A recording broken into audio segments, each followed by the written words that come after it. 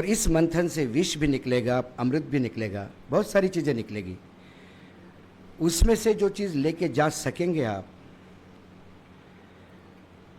और क्या आज फिर गांधी प्रासंगिक क्यों हो गए और इतने ज़बरदस्त क्यों हो गए?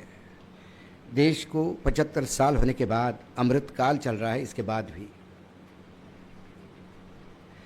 मेरे पहले बहुत जो वक्ता जिनको मैं पढ़ता हूँ रेगुलर, जिनको मैं सुनना चाहता हूँ, ऐसे बहुत सारे लोग, मेरे बड़े भाई, मेरे गुरु समान भटेवरा जी यहाँ है, चंद्रकांत जी है, इनको मैंने सुना है, इनसे मैंने समझा है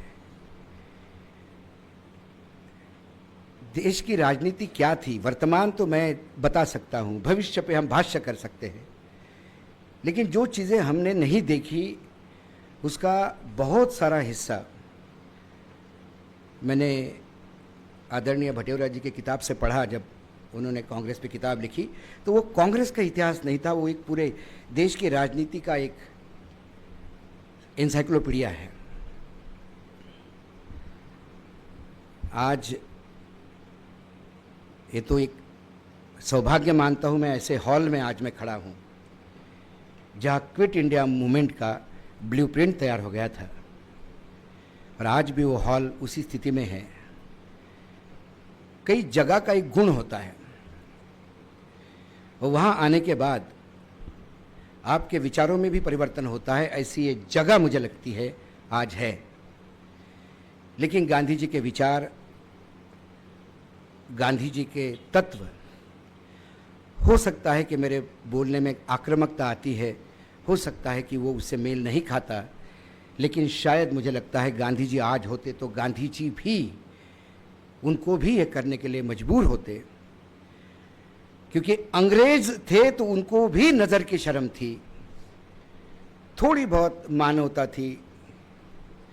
लेकिन वर्तमान स्थिति देश में जो हालत है, वो निर्लज्जता का अमृत काल चल रहा है। संविधान और लोकतंत्र पूर्ण रूप से समाप्ति के ओर अंतिम चरण में है। मैं जब कहता हूं अंतिम चरण में है तो लोग विश्वास नहीं रखते, लेकिन अभी अंतिम चरण में है, मान लीजिए आप। इसके बाद भी प्रयास लगातार हम करते हैं, आज का शिविर भी वही इस प्रयास का हिस्सा है कि फिर भी आशा बड़ी पागल होती है, आदमी को फिर भी लगता है कि कुछ करूं तो शायद बच जाए। उसी कड़ी में आज हम हैं।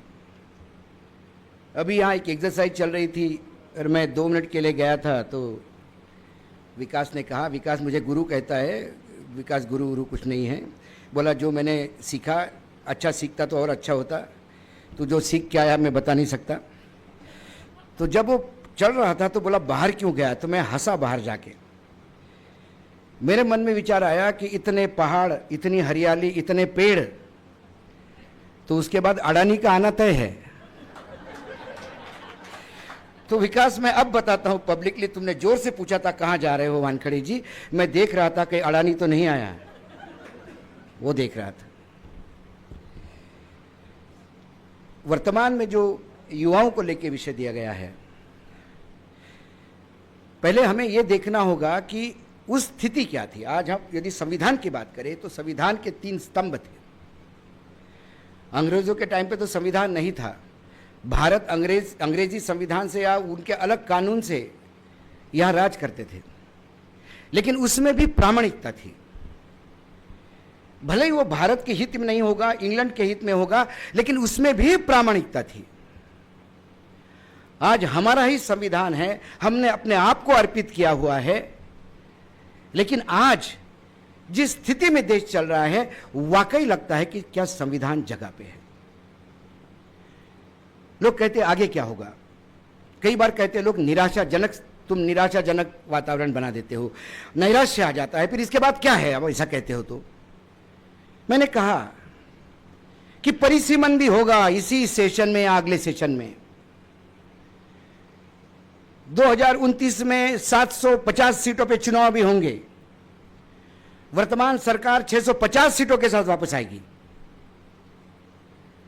उसके बाद प्रस्ताव भी पारित होगा कि पिछले 10 चुनाव के नतीजे बताते हैं कि लोग हमको ही जितवा दे रहे हैं, और लोकसभा का वोट परसेंटेज बताता है कि पूरा देश हमारे साथ है, तो इसके बाद अब 15 साल तक चुनाव नहीं होंगे, क्योंकि बार बार हमको ही जीत के आना होता है, चुनाव का खर्चा है, विकास के कार्य रुक जाते हैं। हम चाइना मॉडल पे जा रहे हैं, क्योंकि यदि संविधान में विधायिका आवारा हो जाए तो कार्यपालिका उनको एक फ्रेम बताती है कि आपको इस फ्रेम में चलना है सज्जन। लेकिन जब कार्यपालिका मुजरा करने लगती है विधायिका के दरबार में, तब एक अंकुश होता है, वो अंकुश है न्यायपालिका का। लेकिन न्यायपालिका भी यदि सत्ता के दया के भीख पे जिंदा है, तो फिर एक अघोषित चौथा स्तंभ था मीडिया, जो उस पर अंकुश रखता था। आज वो सबसे आगे है चाटुकारिता में। तो फिर लड़ाई आम आदमी किसके भरोसे लड़े? अंग्रेजों की लड़ाई लड़ी, क्विट इंडिया मूवमेंट का कॉल यहीं से गया, सारी बातें अपने जगह पे है। लेकिन तब मीडिया, अंग्रेजों ने भी इतना दमन नहीं किया था, तब भी आजाद था। मैं बनारस गया हुआ था एक कार्यक्रम में, वहाँ रात को मैं कमलापति त्रिपाठी जी के परिवार में भोजन करने गया, तो कुछ किताबें भेंट की। तब उस किताब में जिक्र है कमलापति जी का कि वो एक संपादक थे एक अखबार के, और जवाहरलाल नेहरू का उनको पत्र मिलता है कि कमलापति जी कमर कस के रहिएगा, आप अगले महीने बापू कुछ बड़ा अनाउंस करने वाले हैं और पूरा पूर्वांचल आपको पढ़ता है, आपको इसकी तैयारी करनी होगी। क्या आज ऐसी स्थिति है? तब जवाहरलाल नेहरू और कांग्रेस आज़ादी की लड़ाई लड़ रहे थे, सत्ता में अंग्रेज थे। लेकिन वायसराय के ऑफिस से कभी भी किसी अखबार में ये नहीं जाता था कि आज ये हेडलाइन होनी चाहिए और आज ये छपेगा और आज ये नहीं छपेगा, जो आज हो रहा है। तो सूचना कैसी जाए, लोगों तक पता कैसे पड़े? बड़े बड़े आंदोलन हो जाते हैं, कोई किसी को बताने को तैयार नहीं। हजारों के तादाद में अरावली के लिए एक कुपढ़ जज, सुप्रीम कोर्ट का न्यायाधीश, मैं उसको कुपढ़ कहता हूं क्योंकि पहले मैं अनपढ़ कहा करता था। तो एक बार मैं उत्तर प्रदेश से कहीं जा रहा था, तो फ्लाइट के वहाँ पे एक बुजुर्ग गांधीवादी मुझे मिले। बोला, आप अनपढ़ मत कहा कीजिएगा नेताओं को। मैंने बोला, क्या हुआ सर? कुछ? बोला, अनपढ़ तो मेरा किसान भी होता है, लेकिन हवा के बहने पे और पंछियों के चहचहाने पे वो तय करता है कि बारिश आएगी कि नहीं आएगी। तो मतलब फिर इनको मैं क्या करूं? बोले, इनको कुपढ़ कहा कीजिए। ये पढ़े लिखे तो है नहीं, तो थोड़ा बहुत पढ़े हैं उसको इतना गलत पढ़े हैं कि अच्छे खासे पढ़े लिखे आदमी को भी ये पागल कर देते हैं। तो उस कुपढ़ जज ने अरावली हिल्स को लेके ऐसा एक डिसीजन दे दिया कि डिसीजन पढ़ने के बाद सभी लोग सर पे हाथ रख के बैठ गए कि शायद इस सज्जन तो कह नहीं सकते उनको, इस दुर्जन ने पहाड़ी देखी ही नहीं। किसी बच्चों को भी बोला पहाड़ी का चित्र निकालो तो ऐसा ऐसा निकालता है, ऊपर नीचे। उन्हें अरावली पहाड़ी को घोषित कर दिया कि 100 मीटर की जहां हाइट है वो पहाड़ी 98 मीटर भी हो गया तो वो काट दो। तो यदि ये कानून लागू हो या ये निर्णय लागू होगा तो आपको अरावली के नाम पे 100 मीटर के खंभे दिखेंगे सब दूर, बाकी सब माइनिंग वाले खा चुके होंगे। तब राजस्थान के युवा इकट्ठा हो गए, 4.5 लाख के आसपास बच्चे इकट्ठा हुए। मैं मुंबई से आ रहा था दिल्ली, फ्लाइट के पीछे 2 लड़कियां बैठी हुई थी और बहुत गर्माहट में उनकी डिस्कशन चल रहा था पर्यावरण और अरावली को लेके। तो मैं जब टॉयलेट के लिए उठा वापस आते समय मैंने कहा, आर यू एनवायरमेंटल एक्टिविस्ट? बोले, no, we are working in corporate sector. मतलब वेयर? इन मुंबई। मैंने बोला, I was just listening to you about. बोला, हाँ, अरावली बचाव का कॉल आया है, हम नौकरी से छुट्टी लेके निकले हैं 10 दिन के। We are going to join the agitation. फिर उसमें एक लड़की ने पूछा, अंकल आप क्या करते हैं? मैंने बोला मैं जर्नलिस्ट हूं।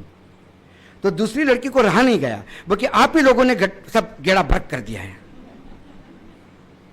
निर्लज्ज हो गए हैं आप लोग, सॉरी टू से। मैं चुपचाप बैठ गया। जब उतरा फ्लाइट तो मैंने बोला, I have been banned on the televisions, I am working on YouTube, my name is Ashok Wankhede.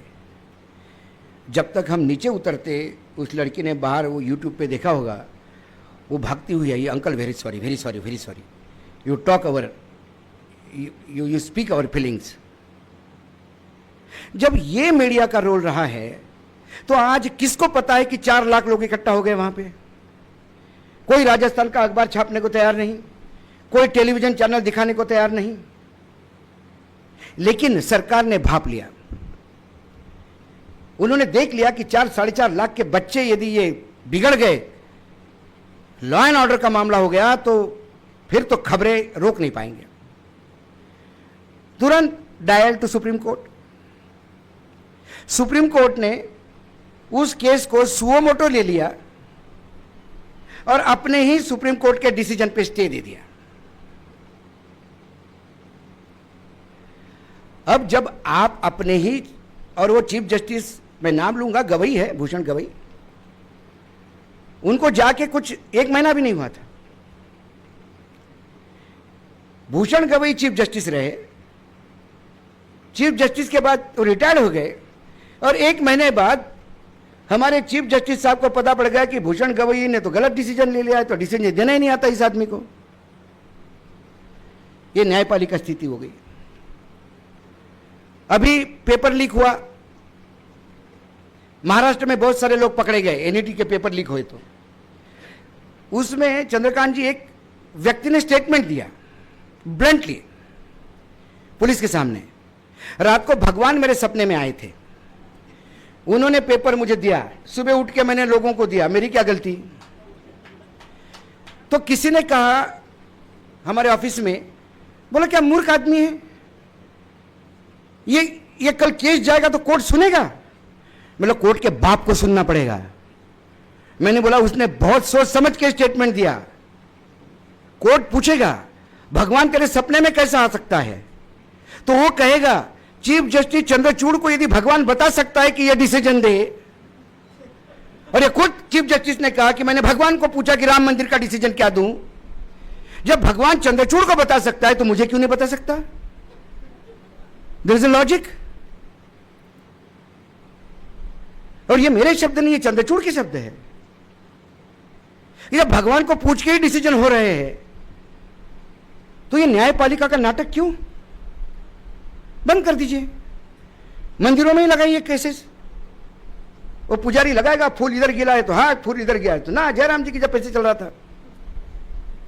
और ये हम 75 साल बाद देख रहे हैं, ये हम पढ़े लिखे समाज में देख रहे हैं।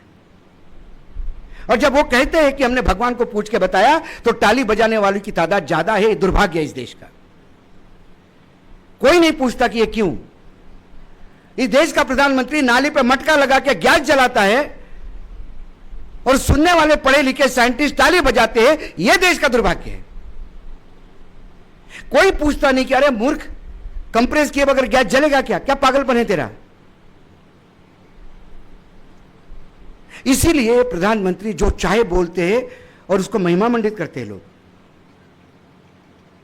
और रडार बोले, मतलब पहले जैसे ये क्या होता है, मोदी जी बहुत रामायण सीरियल वगैरह देखते, फ्री टाइम है उनको, कोई काम नहीं, मोदी जी को कोई काम नहीं करते, फ्री टाइम रहते हैं, बीच बीच में कुछ उछाल देते हैं। एक हाथ उनको समझ में आता है कि मेरे भक्तगण जरा इनको कोई इशू चाहिए तो इशू दे देते हैं, बाकी टाइम टीवी देखते हैं और अपना महिमा मंडन सुनते रहते हैं।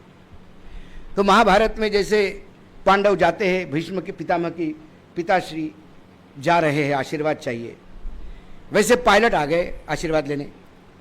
बोले साहब सर्जिकल स्ट्राइक पे जा रहे हैं, आशीर्वाद दीजिए। बोले विजय भव, थोड़ा सा लेट निकलेंगे। अरे क्यों?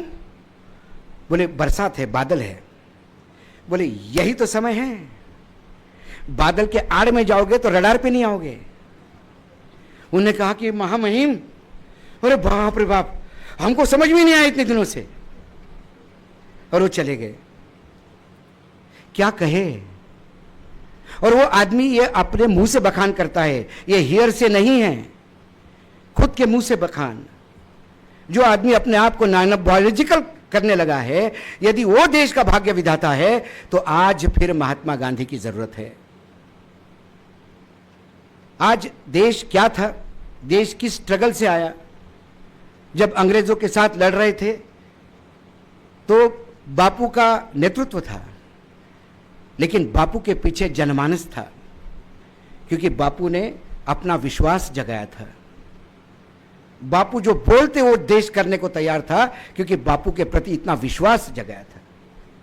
बापू ने विज्ञापन नहीं दिए थे, बापू ने अखबार वालों को मैनेज नहीं किया था। आज जनता है, लेकिन जनता तक सूचना कौन पहुंचाएगा। सूचना का माध्यम गलत है।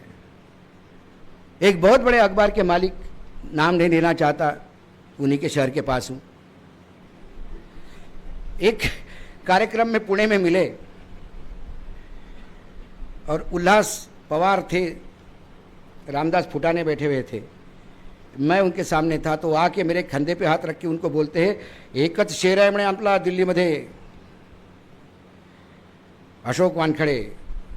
पवार म्हणाला, अरे आम्ही ओळखतो त्यांना, आमचे जुने संबंध आहे म्हणे, पत्रकारिता हाच करतो, बाकी सगळे सरेंडर आहेत। मी त्यांच्याकडे पाहिलं, अरे ते भाव लागतं का, भाव लागतं काय कमी आहे। आतापर्यंत तर तिजोऱ्या भरल्या, 2 वर्ष बिना ॲडव्हर्टाइजमेंट तर चालवलं तरी होऊ शकतं, पण नाही। सकाळपासून संध्याकाळपर्यंत मंत्र्याच्या बंगल्यामध्ये ओम भिक्षाम देही म्हणून जातात। आज हे इव्हेंट, परसों ते इव्हेंट, ते सप्लिमेंट, ते सप्लिमेंट। पण पत्रकारितेचं बेसिक काय आहे तुमचं, क्या किसके लिए पत्रकारिता कर रहे हैं, ऑल आउट। तो ऐसे संक्रमण के समय, और ये इतना जहर फैल गया है कि जब राम मंदिर की डकैती पकड़ में आ गई तो लगा कि कुछ तो इफेक्ट पड़ेगा। भाई राम मंदिर में ही चौकीदारी चोरी कर गया, वो तो तब से कर रहा था, लेकिन अब तो पकड़ा भी गया, माल भी पकड़ा गया। लेकिन उसमें भी जस्टिफिकेशन देने वाले लोग पैदा हो जाते हैं। बोले अरे राम का पैसा खाया ना, राम सजा दे देंगे, अपने को चिंता करने की जरूरत नहीं है। योगी मोदी जी क्या करेंगे उसमें। एक जगह बात हुई, वो भगवा पहनने वाला बोला कि आपको क्या, क्यों चिल्ला रहे हो वानखड़े जी, राम मंदिर में चोरी हुई ना, हमारे भी हमने देखा चोरी हुई, राम जी सजा दे देंगे, तुम्हें चिंता करने की जरूरत नहीं है। मतलब जब राम जी सजा ही देते थे तो फिर राम जी का मंदिर भी खुद ही बनवाते, उसके लिए मोदी की क्या जरूरत थी कि जो राम को लाए हैं उसी को ले आएंगे। मतलब राम को कौन लेके आया, भटक रहे थे राम इधर उधर, रास्ता अयोध्या का कि काफी रोड बदल गए, मॉल वॉल नए आ गए, तो पता नहीं मेरे को जगह नहीं दिख रही मेरी बर्थ प्लेस। ये तो नहीं था। जब राम को लाना होता है, राम के मंदिर की दुकान चलानी होती है, तब आपके लिए राम आस्था नहीं, राम व्यापार है। महात्मा गांधी भी राम पे विश्वास करते थे, रघुपति राघव राजा राम। लेकिन महात्मा गांधी ने कभी मंदिर बनाने की बात नहीं कही। जिस देश में 90,000 स्कूल बंद हो जाते हैं, जिस देश में लड़कियां स्कूल नहीं जाती क्योंकि टॉयलेट्स नहीं है, एक शिक्षक की स्कूल्स है, इसी गढ़चिरौली में एम्बुलेंस नहीं बैम्बुलेंस चलती है।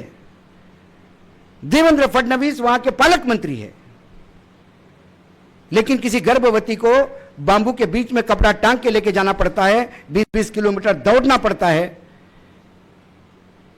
लेकिन निर्लज्जता का अमृतकाल है, किसी को फर्क नहीं पड़ता। गढ़चिरौली में यदि चिंता हो रही है तो माइनिंग की चिंता हो रही है कि और कितना बचा हुआ जंगल है और कौन आएगा लेने, मुझे तो बेचना है।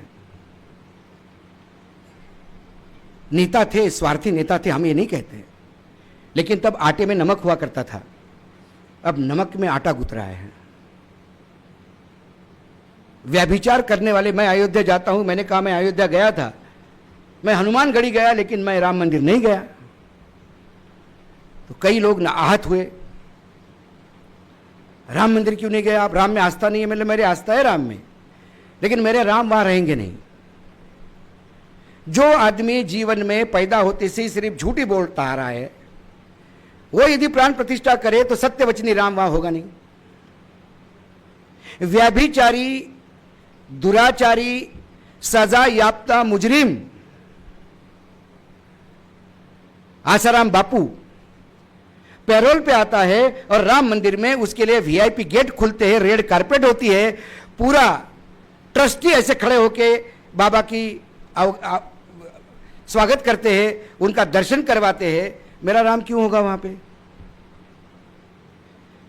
वर्तमान में जो अयोध्या में स्थिति है वहां तो रावण भी नहीं होगा, क्योंकि रावण राक्षस था लेकिन उसके भी कुछ पैरामीटर्स थे, उसने भी कुछ कानून अपने बनाए थे, उसने भी अपने मर्जी हिसाब शासन नहीं चलाया। ऐसी स्थिति जब देश की हो गई हो, ऐसे में करना क्या चाहिए? सारे लोग कहते करना क्या चाहिए। आज हम, तब युवा कहते थे, आज जेन जी कहते हैं।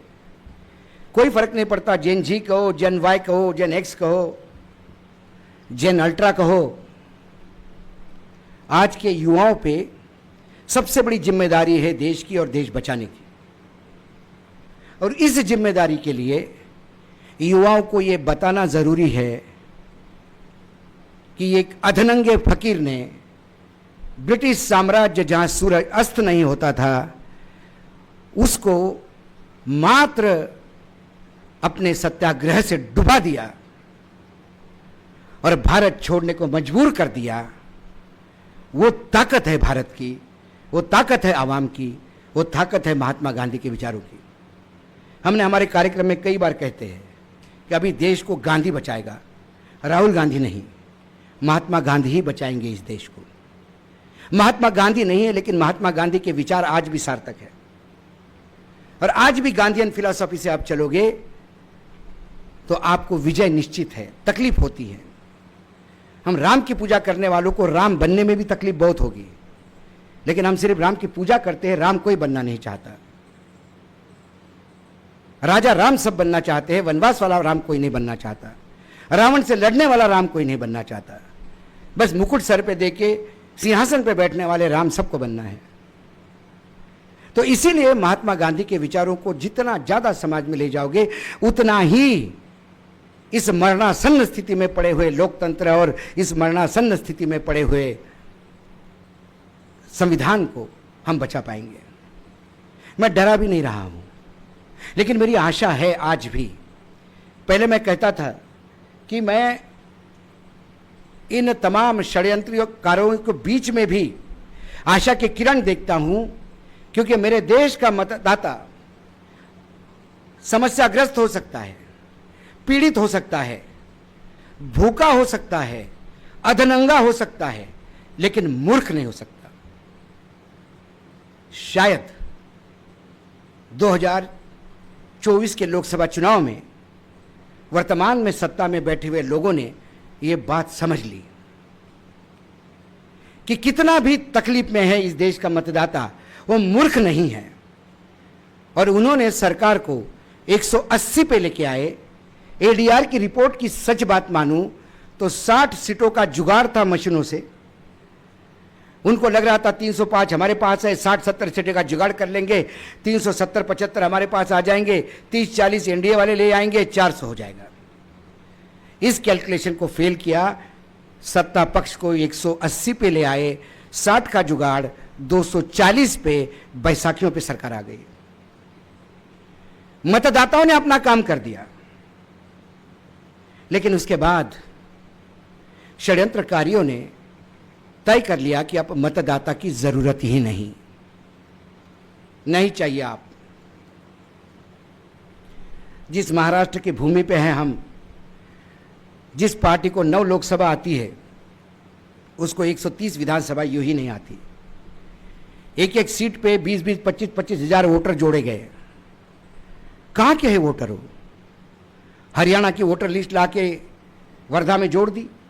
उनको पता है किस कौन हरियाणा के वोटर है, उनके वोट भी डर गए। एक तरफा चुनाव हुआ, फिर वो पकड़ा गया। उसके बाद एसआईआर का नया भूत आया। बिहार में एसआईआर के नाम पे कत्लेआम हुआ, मतलब मतदाताओं को निकालना। उसके बावजूद उन्हें लगा कि ये मामला गड़बड़ है। उसके बाद वहां डबल इंजन की सरकार थी, एडमिनिस्ट्रेशन उनका था। मतपेटियों में इतना धांधली हो गई कि स्ट्रांग रूम में ट्रक के ट्रक जा रहे हैं, ट्रक बाहर आ रहे हैं, लोग बाहर प्रोटेस्ट कर रहे हैं कि ये ट्रक स्ट्रांग रूम में क्या कर रहा है, उन पर लाठीचार्ज हो रहा है। कोई कहने की बात नहीं। उन्हें लगा नहीं, ये लोग ज्यादा हो गए तो इसको भी तोड़ देंगे। फिर नया इंप्रूवमेंट और वो फाइनल ब्रह्मास्त्र उन्होंने निकाला, जिसका उपयोग उन्होंने बंगाल के चुनाव में किया। एसआईआर करो, वोट काटो। उसके बावजूद जो वोट बचे हैं उनको डाउटफुल लिस्ट में डाल दो। 27 लाख मतदाता बंगाल में घर में बैठे रहे, उनको मतदान नहीं हो पाया। सर्वोच्च न्यायालय में हो गए तो सर्वोच्च न्यायालय कहते हैं कि अगली बार चली जाना। अरे क्या ये पंढरपुर की वारी है क्या? इस बार जरा तकलीफ है तो अगली बार चले जाना। उन 27 लाख लोगों को अपना भविष्य तय करने का अधिकार, जो मौलिक अधिकार बाबा साहेब आंबेडकर ने दिया था, और आंबेडकर जी कहते थे कि मैंने वो अधिकार दिया है आम जनता को कि एक भिखारी भी राजा हो सकता है, उस अधिकार से 27 लाख लोग वंचित हो गए। मामला यहां तक नहीं हुआ। 12 बजे तक जितने पामेरियन चैनल है, एंकर और एंकरनिया डांस करना शुरू कर दिया, भांगड़ा शुरू हो गया, जीत गए जीत गए। 12 बजे 4 राउंड भी पूरे नहीं होते, इन्होंने सरकारें बना दी। उधम बंगाल के रस्तों पे। मीडिया का वो आक्रमण देख के ममता का समर्थक सहमा गया। उसके बाद जो लोग अंदर बैठे थे, जो एजेंट होते हैं पोलिंग बूथ पे, उनकी पिटाई शुरू हो गई पोलिंग बूथ में ही। एजेंट भागते हुए बाहर आए मदद के लिए। बाहर एक और हुजूम खड़ा था, उनके कपड़े फाड़े, उनको नंगा करके रास्ते पे दौड़ाया। और 12 बजे बाद चुनाव संपन्न हो गए। 200 से ज्यादा सीटें बीजेपी को आ गई। ममता गई, ममता की कॉन्स्टिट्यूंसी में जब लोगों को भगाया गया, उन्होंने कंप्लेंट की, ममता खुद भागी। जब अंदर चली गई तो दरवाजा बंद करके ममता बनर्जी को भी पीटा गया। वो बाहर आके रोने लगी, मुझे मारा मुझे मारा। कोई सुनने को तैयार नहीं है। सीसीटीवी फुटेज हम देंगे नहीं, अंदर क्या हुआ ये बताएंगे नहीं, ईवीएम मशीन हम चेक करने नहीं देंगे, वीवीपैट हम गिनवाएंगे नहीं, हम आपको विजयी घोषित कर देंगे, आपको मानना होगा। आप चुनाव आयोग जाइए, चुनाव आयोग सुनने को तैयार नहीं। आप न्यायपालिका जाइए, अभी तक महाराष्ट्र में ओरिजिनल शिवसेना कौन है इसका सुप्रीम कोर्ट ने अभी तक निर्णय नहीं दिया। 4-5 चुनाव तब तक महाराष्ट्र में हो चुके हैं। Justice delayed, justice denied. तो हमारे यहां तो जस्टिस डिनाइड ही है। सर्वोच्च न्यायालय ने तो बाहर बोर्ड लगा देने चाहिए कि only ruling parties are allowed inside, no opposition parties are allowed inside. क्योंकि जब जज ये कहता है कि अगली बार आप वोट दे देना, जहां जर्मनी में मात्र 2 मतदाताओं ने एक एप्लीकेशन लिखी थी कि हमको डाउट है ईवीएम में घपला है, और जर्मनी में ईवीएम बंद हो गई 2 मतदाताओं में। हम कहते हैं कि हम सबसे पुराना लोकतंत्र है, सबसे बड़ा लोकतंत्र है, नाम का लोकतंत्र है हम। वर्तमान में हमारे यहां क्या है? यदि यह लोकतंत्र है तो फिर तानाशाही किसको कहते हैं? उसका परिभाषा क्या होगी? ये सवाल पूछने होंगे। क्या हुआ राज्यसभा में? मीनाक्षी नटराजन का फॉर्म क्यों रिजेक्ट हुआ? आपके ऊपर कितने केस चल रहे हैं आप लिखिए। कोर्ट का नोटिस आया आपको, वो केस नहीं है। किसी महिला ने एक एप्लीकेशन लगाई कोर्ट में कि इस नेता ने मेरा शोषण किया, और मैंने मीनाक्षी जी को पत्र लिखने के बाद भी मीनाक्षी जी ने एक्शन नहीं लिया। तो कोर्ट ने मीनाक्षी को नोटिस देके इतना ही पूछा, क्या ये नेता के बारे में कभी कंप्लेंट मिली थी, और मिली थी तो आपने कुछ एक्शन ली थी? मीनाक्षी ने कोर्ट को जवाब लिख दिया, काम खत्म। मध्य प्रदेश के अधिकारी बोले नहीं, ये नोटिस नहीं है, ये अलग केस है। रिजेक्ट हो गया फॉर्म। सुप्रीम कोर्ट गए, सुप्रीम कोर्ट बोले कुछ नहीं कर सकते, बाद में डालो। अब 10 वोट कम होने के बावजूद भी तीसरी सीट बीजेपी को मिल गई।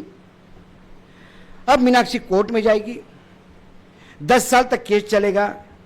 10 साल बाद तय होगा कौन सा बेंच रहता है, कितने भक्त बैठते हैं अभी बेंच पे पता नहीं, तब 10 साल बाद तब वो कहेंगे कि मीनाक्षी के साथ गलत हो गया, it should have not been done. लेकिन तब तक राज्यसभा में वो राज्यसभा भोग लिया। आने वाले समय में यदि कलेक्टर हारे हुए उम्मीदवार को सर्टिफिकेट देंगे, तो मैंने एक कांग्रेस के बड़े नेता को पूछा, आप कहते हो लड़ाई, मैंने बोला मैं कलेक्टर हूं, आप चुनाव जीत गए, मैंने हारने वालों को सर्टिफिकेट दे दिया। What options you have? क्या ऑप्शन है आपके पास? आप उसके खिलाफ आंदोलन करेंगे, लाठीचार्ज होगा, बुलडोजर चलेगा आंदोलन वालों के घर। फिर आप चुनाव आयोग जाएगा, चुनाव आयोग कहेगा 6 महीने चाहिए हमको चेक करने में। आप जाओगे कोर्ट, कोर्ट इलेक्शन पिटीशन को लेकर 8-10 साल चला देगी। Where is your political ambition? क्या कर लोगे आप? तो बोला इतना नंगापन होगा क्या? मैंने हो रहा है, दिख नहीं रहा है, होगा क्या नहीं, शुरू हो गया।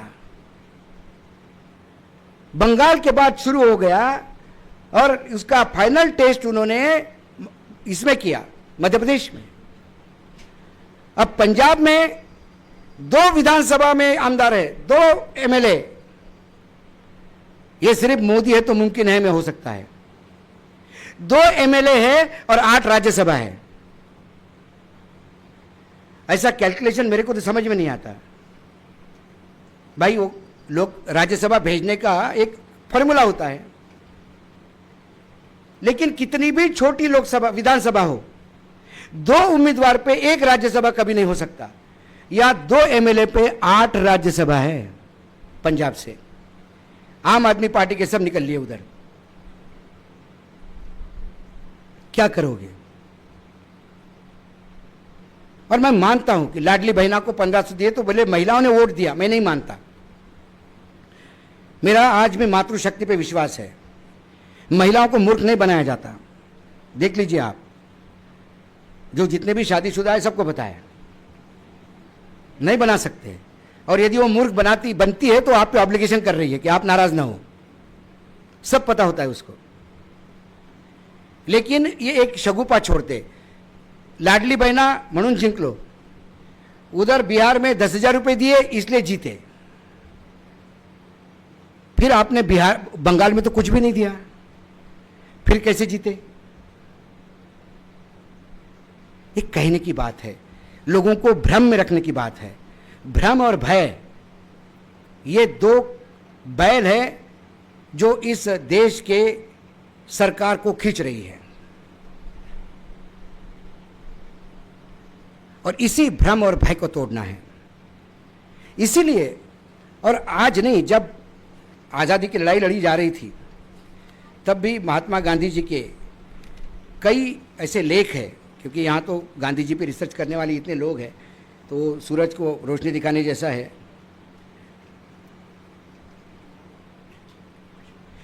उन्होंने यूथ के बारे में कहा, youth is the fearless torch bearer of justice, compassion and progress. ये महात्मा गांधी ने तब यूथ के लिए कहा था। he believed in channelizing youthful energy into selfless service, truth and non-violence. और ये करके दिखाया उन्होंने, तभी पूरा देश महात्मा जी के साथ था। सिर्फ बुजुर्ग नहीं, यूथ भी थे। आज के डेट में भी यूथ की एनर्जी चैनलाइज हो रही है, लेकिन कावड़ उठाने में। यूथ क्या करता है? कावड़ उठाता है। और जिस उत्तर प्रदेश में लोग भूखे मर रहे हो, उसका एक और कुपड़ मुख्यमंत्री हेलीकॉप्टर से फूल बरसाता है कावड़ वालों पे। इस देश में इतनी फुर्सत है लोगों को। 15 दिन कावड़ लेने एक आदमी अपना चला जाता है। 15 दिन मतलब कितना समय वेस्ट किया आपने। हमको लगता है समय वेस्ट किया, उनके पास काम ही नहीं है। और एक मॉडल है ये। यूथ को हमेशा राष्ट्रवाद की अफीम चटवाते रहो, धर्म की अफीम चटवाते रहो, उसे अल्पसंख्यकों का डर दिखाते रहो, और उसे अपने लिए काम करने के लिए एक फुट सोल्जर की आर्मी तैयार करो, जिंदाबाद मुर्दाबाद के नारे लगाने के लिए। यूथ की रोजगार की बात आती है तो बोले पकोड़े तलो, रोजगार है। लेकिन किसी भी नेता का लड़का और नरेंद्र मोदी जी के भाई के जितने भी बच्चे हैं, भतीजे, सब बिल्डर है।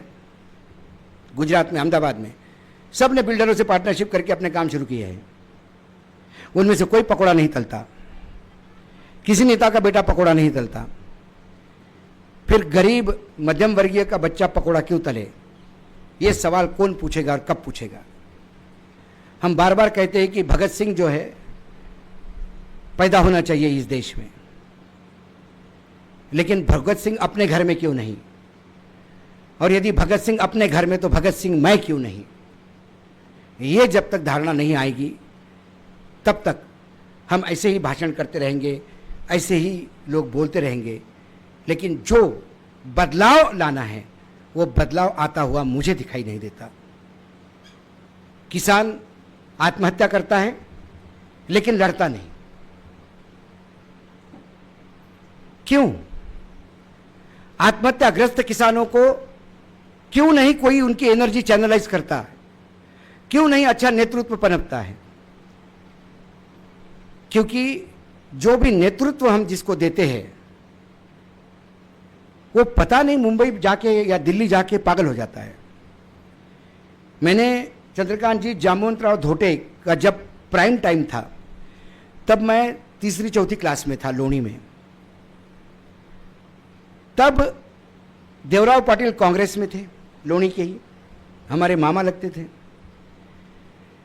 लेकिन मेरे घर में मैं जामवंतराव धोटे का पोस्टर लेके आया था और हाथ में, और उसके नीचे मैंने अपने टूटे फूटे उसमें लिखा था वारे शेर आया शेर।